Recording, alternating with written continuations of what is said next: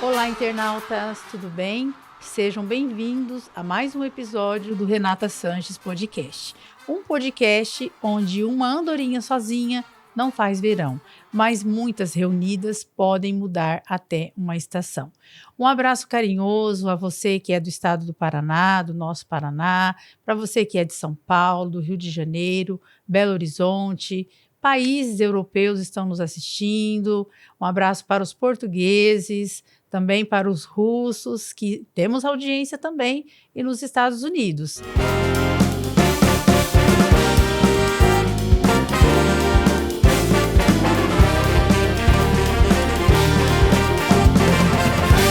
E hoje aqui, nos presenteando com a sua presença, ele que é uma pessoa da educação, eu só fico assim, até sem palavras para falar sobre ele, porque eu tenho uma paixão enorme pelo homem que ele se tornou, o meu afilhado Renato Paulo. Seja muito bem-vindo, Rê, ao nosso podcast. Obrigado, madrinha, é um prazer estar aqui, estou me sentindo muito lisonjeado. Nossa, muito legal poder compartilhar esse projeto, é uma alegria estar aqui com o pessoal que está nos ouvindo também, participando desse episódio tão legal. Tomara que a gente consiga, assim, fazer um bate-papo bem legal e proveitoso para todo mundo. Você, internauta, vai conhecer um pouquinho da história do Rê. Nós temos várias perguntas aqui para fazer para ele e você não saia daí, fique ligadinho. Rê, conta um pouquinho da sua história. Ele foi aprovado recentemente para um doutorado em educação. Então, nós vamos comentar um pouquinho falando da sua vida acadêmica. Eu nasci em Inajá, né? Meus pais são de lá até hoje, moram lá, minha família toda está consolidada em Inajá. Terminei o ensino médio lá, sou fruto de uma escola pública, a qual eu sou apaixonado, né? Inclusive, leciono na escola pública até hoje. Fiz a faculdade de História, depois eu consegui outras licenciaturas também, Sociologia, Pedagogia, e aí, passado o tempo, me senti, assim, encantado pelo universo acadêmico e então preferi fazer o mestrado na Unespar, onde eu consegui fazer a graduação. Então, fiz o mestrado lá em ensino, foi uma experiência, assim, formidável, da qual eu pude crescer muito enquanto pessoa, enquanto profissional. E agora, neste ano, passado alguns anos do mestrado, eu terminei em 2021, lá no auge da pandemia. E aí foi uma trajetória bastante complexa, estudar durante a pandemia foi difícil, lecionar também. E agora tive a graça de ser contemplado com uma vaga no doutorado. Eu havia tentado doutorado em educação, mas agora eu consegui em História Política. Então, a partir de agosto começam as aulas e estou super animado e empolgado para tentar devolver isso em qualidade para os meus alunos em sala de aula. Porque você é daquele, sim, que abraça aquilo que você está fazendo e apresenta aí, tem com grandes resultados, né, Rê?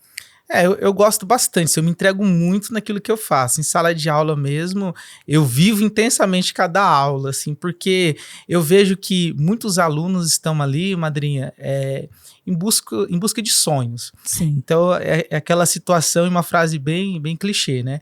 Um sonho, quando se sonha só, ele é só um sonho. Sim. Mas quando você encontra alguém para sonhar junto e acreditar no seu projeto, aquilo pode se tornar realidade.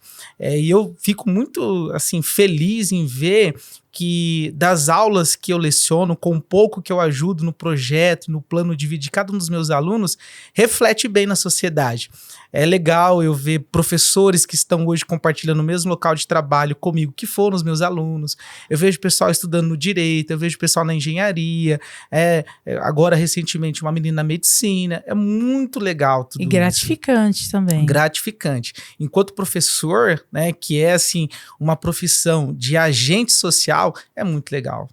Transformador, exatamente isso. E transformar vidas, eu acho que é assim, o grande legado mesmo. Exatamente, de um professor. Eles levam de nós um pouquinho. Sim. Sua história começa longe da sala de aula, na usina Santa Terezinha, onde trabalhou por 7 anos. Como foi essa transição do chão da usina para o chão da escola? O que te fez perceber que a educação era o seu caminho? Eu sempre falava assim, que quem um dia conseguiu trabalhar na usina, sistema de folga 5x1, uma cobrança intensa, porque precisa de resultado, tudo, aquilo é uma escola para a vida, tá? Então, foi algo assim, uma experiência bastante peculiar, que eu consegui integrar aquilo para minha vida pessoal mesmo, né? E também para minha vida familiar. Eu aprendi muito lá na usina. E sempre busquei alternativas e soluções melhores para mim, enquanto profissional. Sim. Eu não me contentava em trabalhar na usina com algumas coisas que eu planejava lá atrás ainda. Eu imaginei um dia em fazer direito, por exemplo. Falei, trabalhando na usina não dá, então vamos tentar outras alternativas. E aí a minha esposa, né, ela sempre trabalhou muito com esse propósito. Tem que fazer uma faculdade, tem que fazer uma faculdade. E aí me veio a ideia de fazer história. Faz história que daí você elimina matéria no direito. A ideia de fazer história era essa. Sim. Faz que daí você depois complementa carga horária e tal. Ótimo, fui com esse intuito. Terminei o curso de história. E aí, quando eu comecei os estágios, eu me senti maravilhado. Porque entrar numa sala de aula e observar a face daquelas crianças, depois, mais tarde, na educação de jovens e adultos, que é o meu grande objeto de pesquisa, pessoas querendo encontrar naquelas carteiras de sala de aula um propósito para a própria vida, foi extraordinário. Eu falei, não é a minha caminhada e para os tribunais, mas é estar dentro dessa... É o lugar que eu preciso estar, é aqui. Então, eu me entendi daquela forma. Não foi uma transição fácil, porque eu comecei trabalhando como professor e ainda estou até hoje como contratado, né? Um contrato provisório, regime de PSS. A usina já tinha uma carreira sólida lá, já estava de encarregado e tudo, mas eu optei abrir mão disso, né? De uma carreira até consistente na usina para poder partir para dar aula, para a educação. E onde eu estou hoje e sinto-me muito feliz em estar ali, contribuindo mesmo. Você falou aí dos seus pais, né, que foram lavradores, assim como os meus, com muito orgulho. Você tem esse orgulho dos seus pais, que também, no caso dos seus pais, eles são semi-alfabetizados, né? No caso dos meus pais, eles nem são alfabetizados mesmo. Mas grandes mestres em valores, como você mesmo disse. Como a simplicidade e a sabedoria deles moldaram quem você é hoje? Eles são um espelho, né, madrinha? Eu gosto de falar sempre dos meus pais e falo com muita propriedade disso, porque sempre quando há, assim, algum problema, talvez na minha vida enquanto pai hoje, enquanto gestor da minha casa, que eu tenha dificuldade de resolver, eu olho pro retrovisor da minha própria história e enxergo ali meu pai e minha mãe me ensinando desde pequeno, é certo, é errado, é bom, é útil, é justo, é injusto. Então, mesmo dentro, assim, entre aspas, de uma ignorância pedagógica, né, sem estarem letrados, eles eram bastante sábios, assim, no sentido de corrigir, de alertar, de aconselhar, de relativizar. Então, é um conhecimento da vida, e esse conhecimento da vida, ele é importante. Eu acho que os meus pais sempre foram muito assertivos comigo e com os meus irmãos, porque eles sempre se propuseram a nos ver em um futuro muito mais feliz do que aquele que eles viveram no passado. Acredito que os seus também. Então, focando nessa ideia de felicidade, acredito que eles foram assim, imensamente sábios. Essa é a sabedoria da vida que eu acredito incorporar para mim e transmitir isso para as minhas filhas também. Das quais e ser tão relevante, né? E ser tão relevante. Então, eu os tenho assim como verdadeiros heróis para mim. Meu pai e minha mãe, eu amo de paixão. Um beijo para os compadres se estiverem nos assistindo, viu? Comadre Tinhá e o meu compadre querido. Vou assistir, com certeza. Nós estamos na semana aí do Dia dos Pais, vamos falar um pouquinho aí da sua paternidade, tá? Quais desses valores que você aprendeu juntamente com os seus pais que você deseja mais passar para elas? Bom, primeiro um abraço para todos os pais, né, no dia tão especial. Bom, eu acho assim, madrinha, todo mundo que observa a família entende que cada família tem um propósito de vida, tem um legado a deixar, né? A gente está aqui conversando sobre isso, legado, né? Eu acho que justiça, eu acho que equidade, eu acho que fé, são valores que sempre estão, assim, bastante implícitos na minha família, assim, e explícitos também, que eu gosto de demonstrar isso. Eu vou ter que falar um pouquinho agora da intelectualidade, né? Como professor tem que pegar isso. Os gregos usam muito, lá na antiguidade clássica, uma palavra para definir felicidade, eudaimonia. É aquele instante de vida que você gostaria que demorasse a eternidade para poder acabar. A gente pode encontrar isso num sorriso, no abraço de um companheiro, na presença de alguém que você não vê há muito tempo. Eu consigo viver essa eudaimonia todos os dias junto com as minhas filhas. Momentos como este hoje, por exemplo, estar aqui te revendo, apreciando, conversando, isso é eudaimonia. Então são esses aspectos que eu tento em valores transferir para as minhas filhas. Essa alegria nos instantes que valem a pena ser vividos. Nossa, que bacana, Rê. Eudaimonia. Eudaimonia. Eudaimonia. Felicidade. Felicidade. Já vou levar para minha vida isso daí, viu? Esse ensinamento, viu?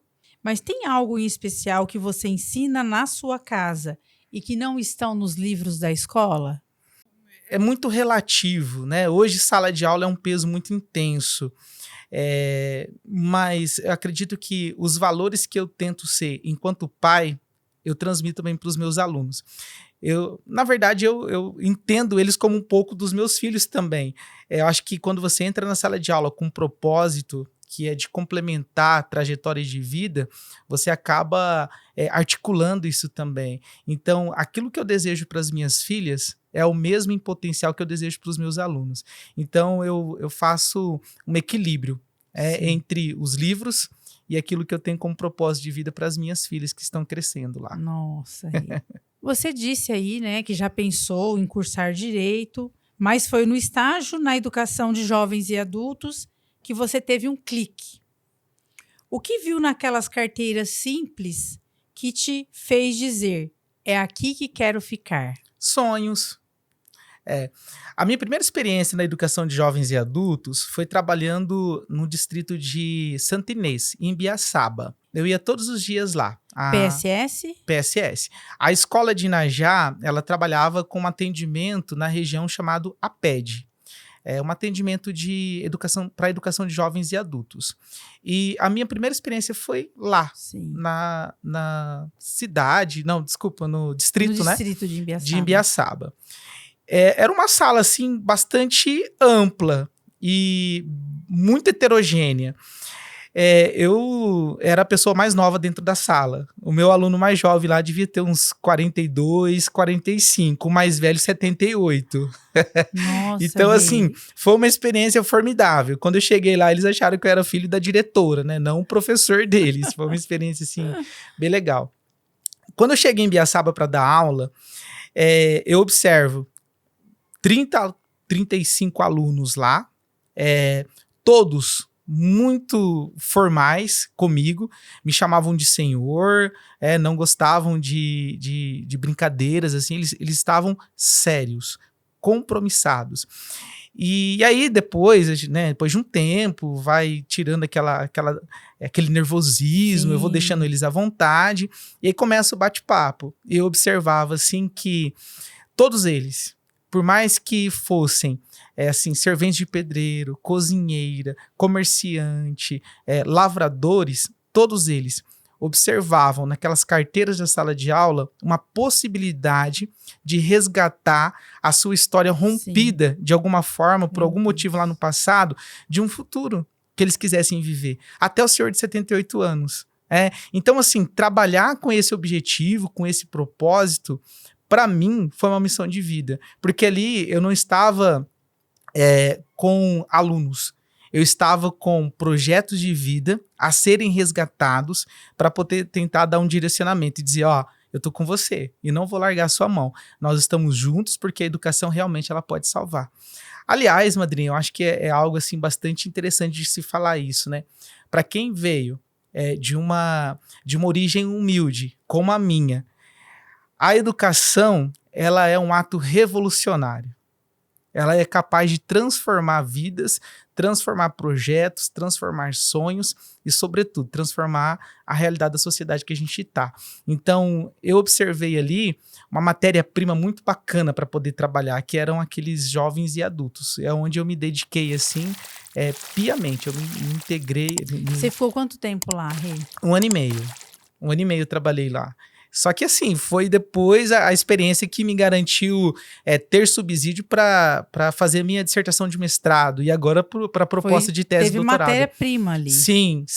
Eles foram assim justamente isso, a matéria-prima para que eu pudesse desenvolver tudo aquilo que eu penso para a educação. E Qual observar assim, que há objetivo. E na sua dissertação, qual foi o tema que você... Na dissertação do mestrado, eu trabalhei com a implementação da Base Nacional Comum Curricular e a educação de jovens e adultos.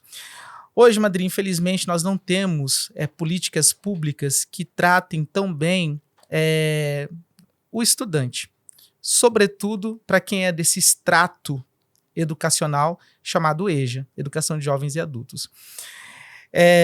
O que eu discuto na minha dissertação é um tanto quanto polêmico, porque lá eu descrevo uma realidade da qual esses estudantes, muitas vezes, passam a ser, dentro de uma visão produtiva, invisíveis.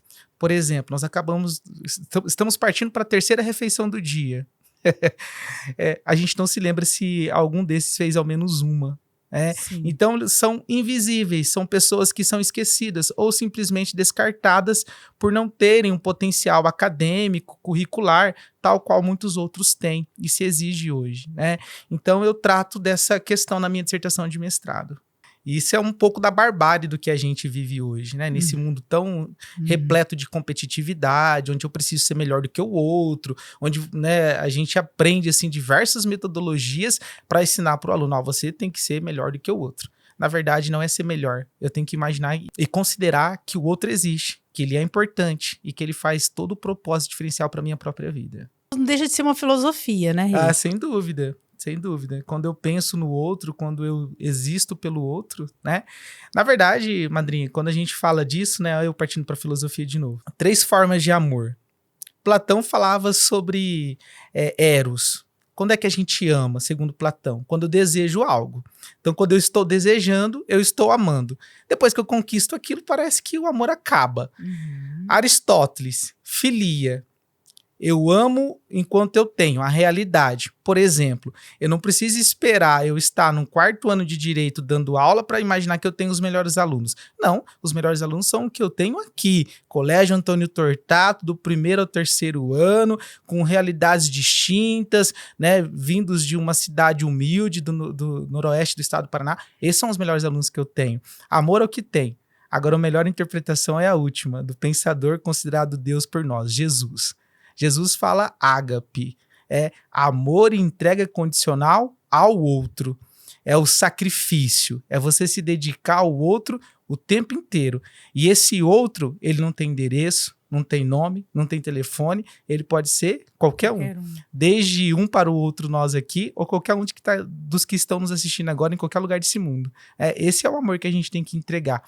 Eu acho que esse que é o amor que eu devo ter também em sala de aula, a senhora quando advoga, enfim, quando conversa com os seus convidados aqui. Esse é o amor que deve ser prevalecido, né? E esse é o amor que eu tento passar ou ensinar também. Que aula, Rê! Meu Deus do céu! Imagina. Faz a gente viajar, assim, prestar atenção em cada palavra que você diz, contando história. E ágape é tudo isso que você falou mesmo. É essa entrega incondicional. Sim. Do amor. Às vezes a gente acha assim que eu não consigo ter dimensão para entender tudo isso. Mas alguns episódios da vida da gente nos leva a crer que isso é possível, né? Veja, a gente está falando aqui semana do Dia dos Pais. A Sofia, minha filha mais velha, quando nasceu, ela ficou durante 18 dias na UTI. Foi uma gestação, assim, de risco, né? Minha esposa tem uma doença gestacional chamada trombofilia, enfim. E nós sofremos muito. E a Sofia, quando ficou durante todo esse período lá, nós entendemos perfeitamente o que é a ágape, porque diuturnamente os nossos propósitos enquanto pai, enquanto mãe, enquanto família e enquanto cristão, Eu sempre falo que a Miriam é minha companheira de vida e de fé. E de fé, Por quê? Nós rezamos muito pelo retorno da Sofia. E todas essas orações, muitas vezes a gente aclamava por esse ágape. Por que não eu? Por que não ela no lugar da Sofia? Essa é a entrega, né? Ou no lugar de qualquer outro bebezinho que estava lá na mesma condição que ela. Hoje, quando a gente vê a Sofia alegre, feliz, sorrindo, andando de bicicleta, a gente observa assim como é importante esse poder de unidade dentro da família, dentro da oração, seu propósito de fé mesmo. Né? Sobre essa paixão pelo EJA, tá? Por que essa modalidade é tão transformadora e por que ainda ela é tão negligenciada? Porque ela não tem retorno econômico adequado. Eu acredito que seja isso. Uma coisa é nós vermos políticas voltadas para a juventude em que gera para o capital produtivo retorno imediato, né? Indústrias, comércio de uma forma geral. Na EJA, entende-se que é um público diferente. É um público que não tem o que mais oferecer ao capitalismo ou à estrutura do capital, às indústrias. Então, por isso, nem tanto investimento quanto para as crianças e jovens. Né? Eu acho que por isso que ela é tão negligenciada politicamente, economicamente, o investimento é de mal a pior. Nós tivemos agora uma remodelagem de oferta de política para a EJA, onde a oferta agora já não é mais em salas de aula presencial. Nós temos agora a oferta em EAD, Educação à Distância. Por quê? Porque não é um segmento que gera retorno. Se não gera retorno, eu não preciso investir. Então é muito mais cômodo eu vir com um discurso ilustrativo, um discurso sedutor, de que faz na sua casa, no conforto do seu lar, você pode estudar a hora que você quiser, que daí você vai conseguir o seu diploma do ensino médio, que é o que você está lutando. Mas a gente sabe que há um déficit gigantesco quando a gente fala em qualidade de ensino, quando a oferta é exclusivamente EAD, sobretudo para ensino fundamental e médio. Sim. EAD surge como essa possível facilidade, mas que ao final não é o melhor caminho. Sim, e para a EJA também, nós temos outros instrumentos para poder acelerar essa ideia de alfabetização assim, imediata. Tem os exames nacionais, né? ProEJA, Enseja, que vai acelerar assim, o aluno vai lá, ele faz uma prova, se ele conseguir nota mínima, ele consegue o diploma do ensino médio, está tudo certo. Sim. Sem mais gastos para o Estado, né? Ele falou em ágape. Produção, comenta sobre essa foto para nós. Bom, ali estão o propósito do meu viver, né? Ter minha esposa. Eu sempre defino ela como a melhor parte de mim. Depois tem a Elisa ali ao lado dela, a Sofia, que está próxima a mim, a mais velha, e a Anne, pequena Anne, 1 ano e 1 mês ela tem.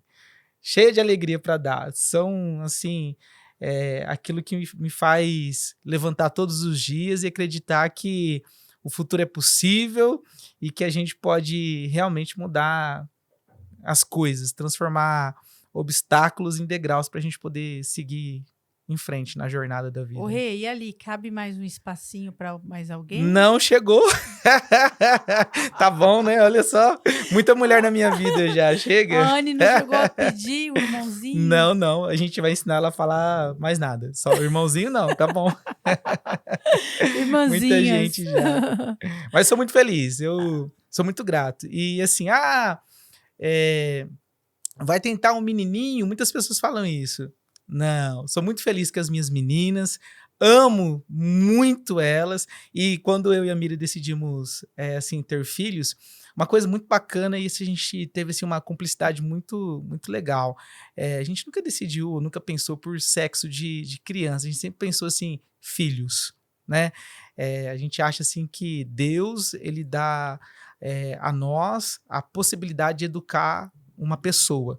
Então, acredito que ter as meninas foi um ato, assim, generoso de Deus para com a gente, porque elas são incríveis, assim.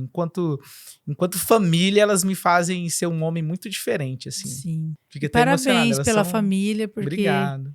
Elas são lindas demais. Obrigado, elas são a razão de tudo. Estamos aí na semana do Dia dos Pais. Você tem algum recadinho para deixar para os pais? Por mais que seja uma tarefa bastante árdua, bastante complexa, vale a pena ser pai, vale a pena cuidar, vale a pena tratar e, sobretudo, vale a pena educar com responsabilidade os filhos. Façam isso, porque a generosidade que a gente tem lá na frente, o orgulho de ver um filho dando certo, é algo assim que dinheiro nenhum nesse mundo pode pagar. Pode né? pagar e nem comprar também, né? Celebrem essa data com todo o carinho e toda a energia que ela deve ser vivida. Assim. Nossa. Tá ouvindo, internautas? Então, para vocês que estão nos assistindo, para você que é pai, futuro papai, nós desejamos aqui do Renata Sanches Podcast um abençoado dia para todos vocês. Muitos criticam o modelo industrial da educação, com turmas padronizadas e currículos engessados. Se você pudesse desmontar uma estrutura tradicional nas escolas hoje, qual seria a primeira peça a ser removida? E o que colocaria no lugar? Que pergunta, hein? Meu Deus, essa é para deixar o professor saia justa. Foi intenso isso. Bom, eu acredito que para todo professor, realmente, nós vivemos em um cenário muito engessado, é um cenário onde as coisas são muito politizadas ideologicamente. A educação hoje ela não tem mais sua autonomia própria. Né? Ela vive sendo amordaçada o tempo todo. E isso é algo que gera para nós, professores, problemas seríssimos. Né? A gente vive assim, muito sensivelmente aquilo que a sociedade reproduz, né, mentalmente. O que eu mudaria? Eu acho que eu daria mais autonomia para os professores prepararem suas aulas. Eu acho que eu daria mais autonomia para as escolas organizarem sua proposta pedagógica. Eu acho que eu organizaria os alunos para entenderem que devem, enquanto alunos, respeitarem professores, mas que concomitantemente devem auxiliar no processo de ensino-aprendizagem e que não podem negligenciar aquilo que também aprendem em casa, em seus lares. Eu sempre costumo dizer aos meus alunos, madrinha, que eles não podem recusar ou deixarem de dizer aqueles ensinamentos que eles trazem consigo de casa. Isso é importantíssimo. O conteúdo em sala ele deve ser um complemento para aquilo que ele vivencia, né? E aí o aluno ele tem que ver sentido nisso, para que ele possa entender que a sua lógica social, a sua convivência social, ela tem que ser complementada com o conteúdo que foi produzido e acumulado historicamente pela humanidade. Ele tem que sentir essa afinidade. Tá? E quando o aluno não tem esse feeling, aí as coisas se tornam mais grotescas, gera violência, gera conflito, gera luta ideológica, e é algo que infelizmente vem sendo patenteada por vários mecanismos hoje de governo em relação a isso em sala de aula. Então a gente sente muito, enquanto professor, essa ausência de autonomia, infelizmente. Tanto é que, assim, muito se fala, né, no meio acadêmico que a escola assumiu para si um papel que não é dela, de ensinar o aluno a conceitos básicos como educação. De educar, exatamente, né? de educar. A função social da escola não é educar. Essa educação a gente tem que aprender em casa. Com os pais, né? Com os padrinhos, Sim. Enfim. Essa é a educação. A escola, a função dela é transmissão de conhecimento científico. É por isso que eu fiz um mestrado, é por isso que eu estou partindo para um doutorado, é por isso que eu fiz uma sequência de especializações para propor ao meu aluno um conteúdo polido, bem estruturado, para que ele possa ter condições de usufruir daquilo com propriedade e se tornar um profissional que possa dar para a sociedade bons retornos lá na frente. Agora, quando a escola ela fica refém desse tipo de política, infelizmente a gente não consegue fazer o trabalho que nós precisamos desenvolver e que a sociedade tanto espera, né? Por quê? Parece hoje que eles transformam a escola numa panaceia para resolver os problemas sociais. Veja, a gente tem alguns casos, madrinha, aqui em Paranacite eu acho que é um pouco assim, mais flexível. Mas em alguns casos, né, dos quais eu já testemunhei, tem alunos que utilizam da escola para fazer sua refeição do dia. E a escola é aquela coisa, qualquer pai, qualquer mãe que fala assim, meu filho está na escola, sabe que ele está sendo bem cuidado. Sabe que ele está sendo bem vigiado, sabe que ele está ali para poder crescer, evoluir enquanto pessoa, né? Homens e mulheres de qualidade. Então, deem à escola o que ela realmente precisa para poder exercer sua função. É que muitas famílias reconhecem, mas ainda existe aquele número de famílias que, por exemplo, quando chega as férias, né? Vamos colocar aí num CMEI da vida. Muitos pais não querem que tenha as férias. Por quê? Porque ele não é nem aquelas que estão nas condições de trabalhadores. Eles querem que a escola fique aberta o ano inteiro para ele se livrar daquela criança. Então, a pandemia, ela foi um caos. Por quê? Foi, assim, um jogo muito complexo para nós, professores, e para os alunos também. Os alunos tiveram uma lacuna de aprendizagem gigantesca, né? Há estudos recentes que mostram para a gente poder recuperar esse déficit de aprendizagem dos 2, 3 anos de pandemia, vai quase uma década. Né? Meu Deus. É muito tempo. E realmente, ali, a gente observou de maneira bastante explícita, assim, como que é importante o trabalho e a atuação da escola. Por isso, madrinha, a gente trabalha por essa escola firme, por essa escola consistente, que é realmente para mudar a realidade. Porque há condições, né, logicamente, que nós desenvolvemos na escola, que as famílias, por mais que queiram, não consigam alcançar. É um trabalho específico da escola. E eu elogio muito o grupo de professores, né, os meus colegas de trabalho, a equipe pedagógica, né, com que eu estou hoje, direção também.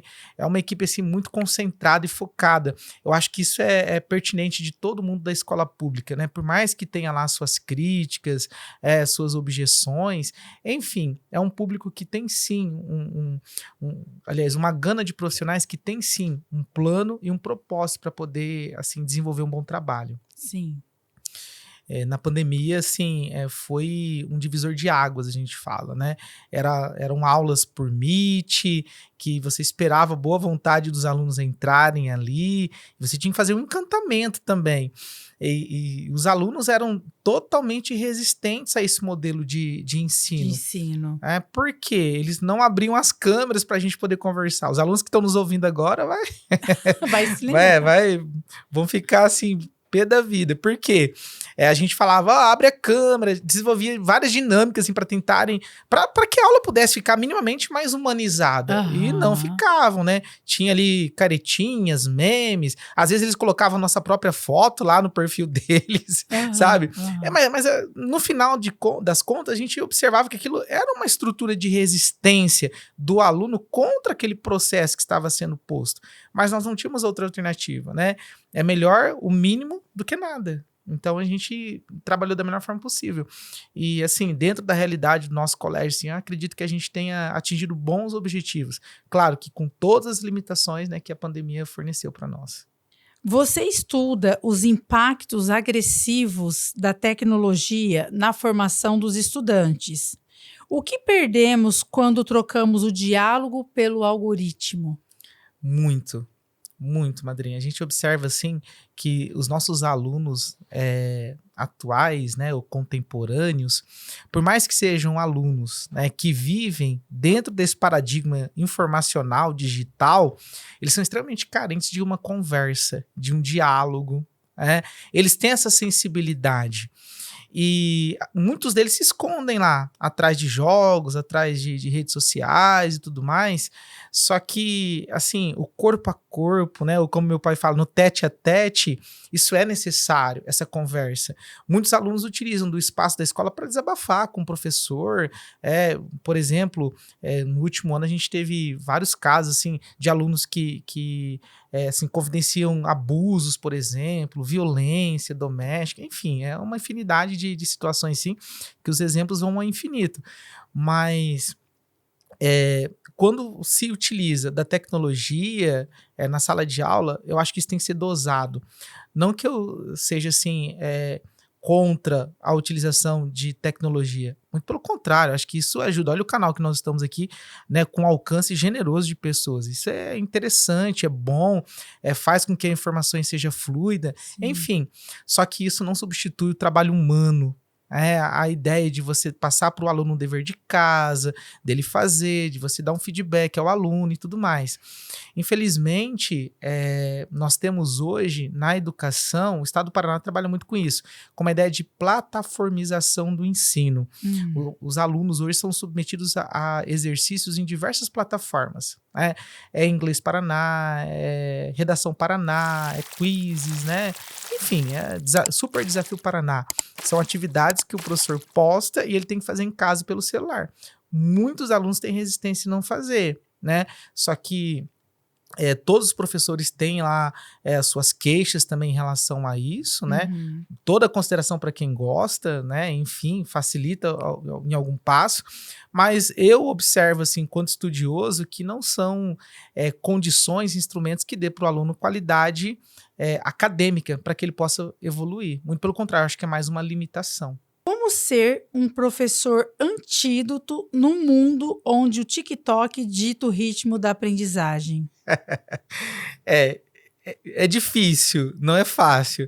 Eu fico observando assim, né? Agora, no Brasil inteiro, a gente tem uma lei que nos ampara, né, federal, que proíbe a utilização do celular em sala de aula. Sim. Isso, para nós, professores, foi algo muito bom, né?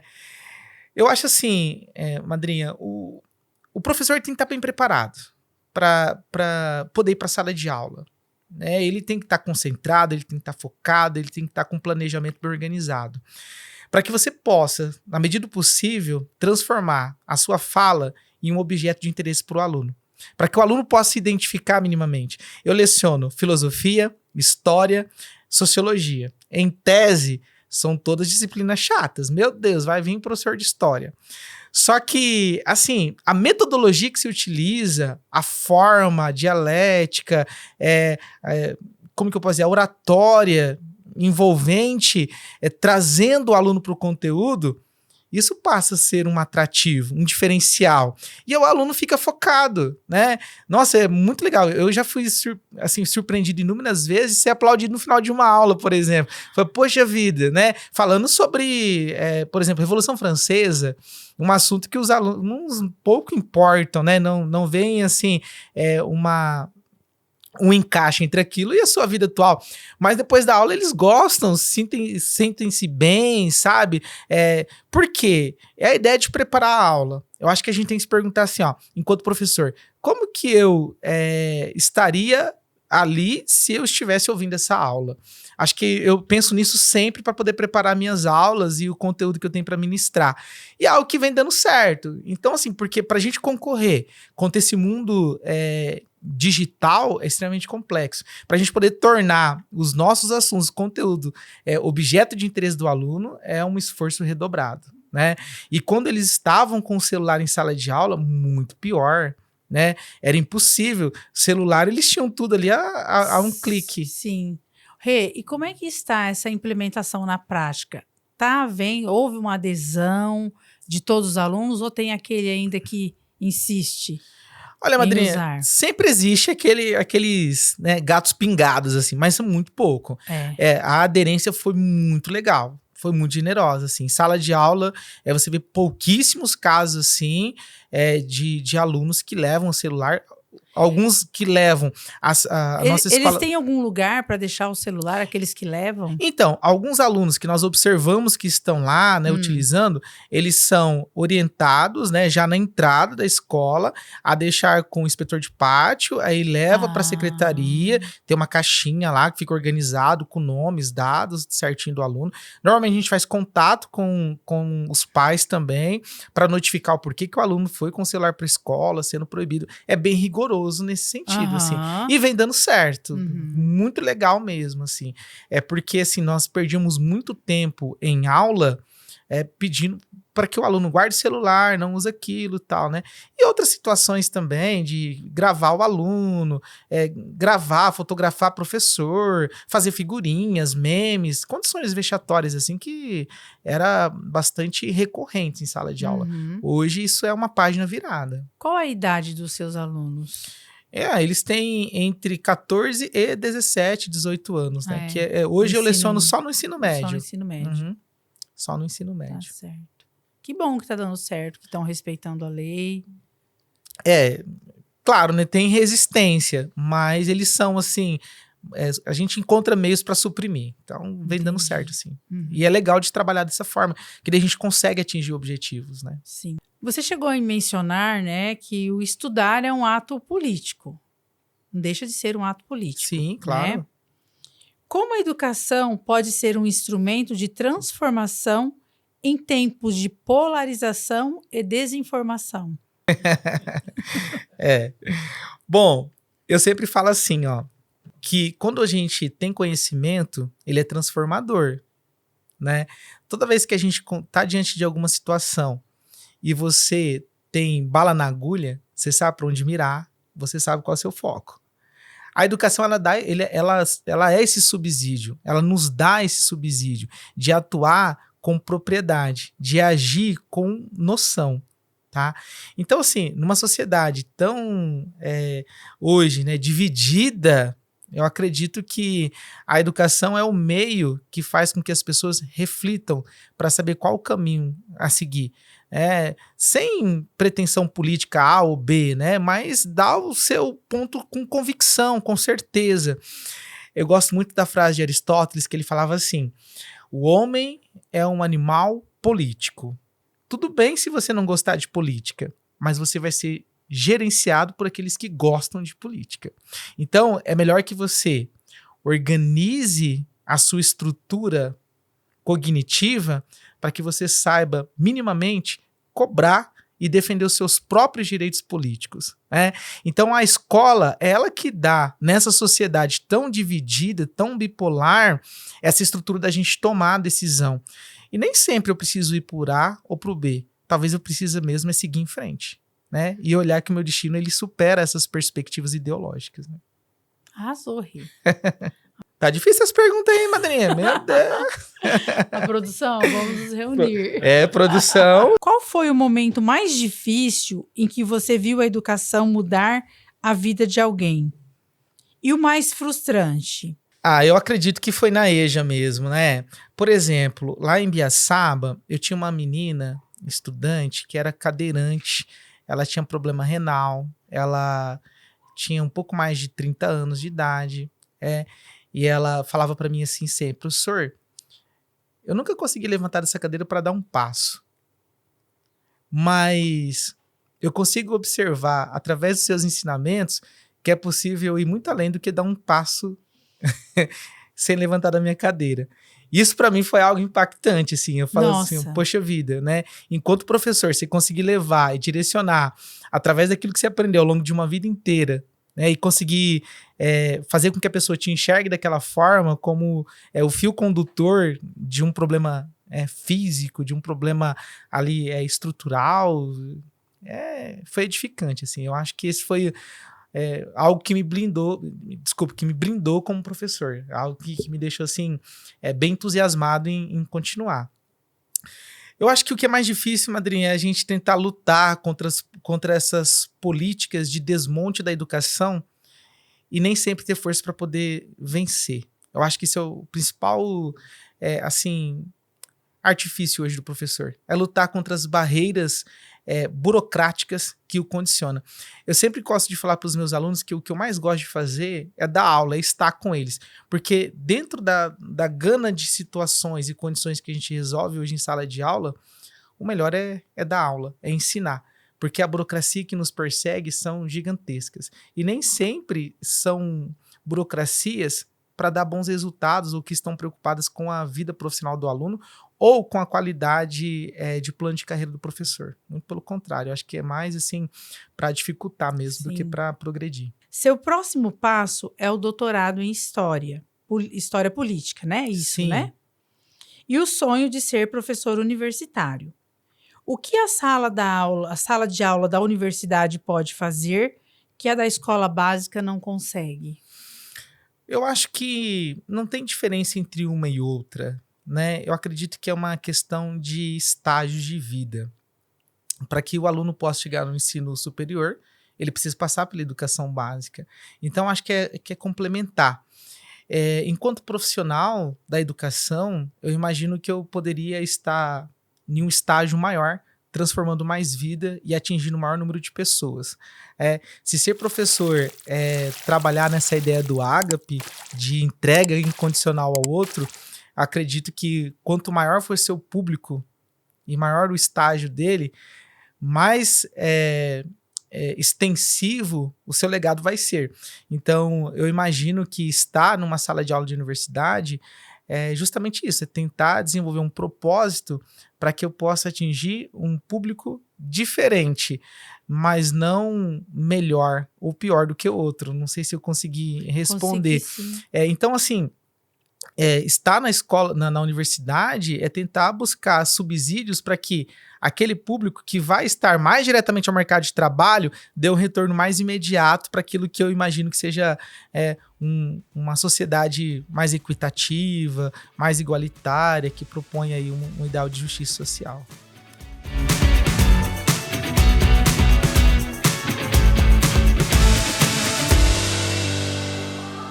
Deus.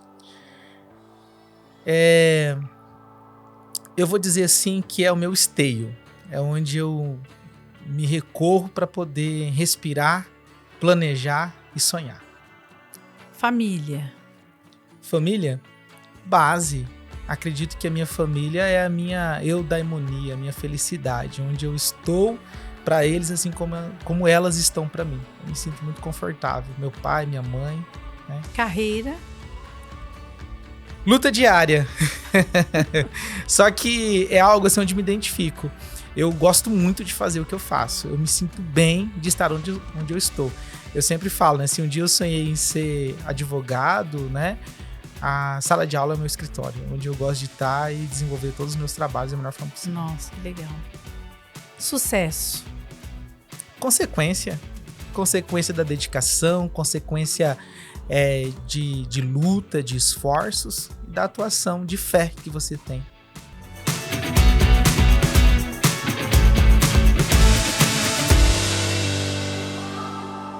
Tenho certeza absoluta que você abrilhantou muito aqui esse episódio. Tenho certeza que todos os internautas que vão nos assistir futuramente vão se orgulhar de ter conhecido um pouquinho mais das suas ideologias, do seu pensamento, da sua forma de pensar e da sua própria vida. Então, assim, em nome de toda a equipe aqui do podcast, nós queremos agradecer você por tamanha generosidade sua, de ter vindo aqui e ter compartilhado conosco um pouco da sua experiência e um pouco do seu tamanho conhecimento, Rê. Imagina, madrinha, eu fico muito contente de estar aqui nesse projeto. Eu não me canso de te elogiar por essa iniciativa, né? De estar à frente desse projeto do podcast. É extraordinário. Como tudo que você coloca a mão fica extraordinário. Imagina, muito lindo. E agradeço muito pela oportunidade de estar aqui e poder somar com essa trajetória sua também, que é espetacular. Porque esse podcast, Rê, ele é assim...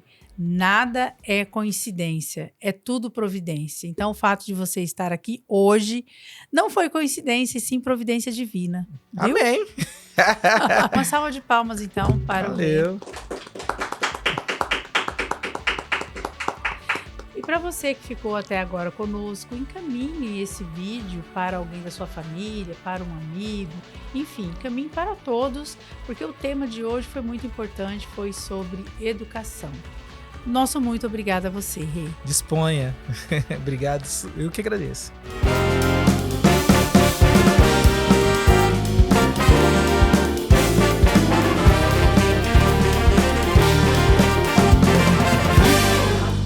Foi quase um bombardeio de perguntas, né, gente?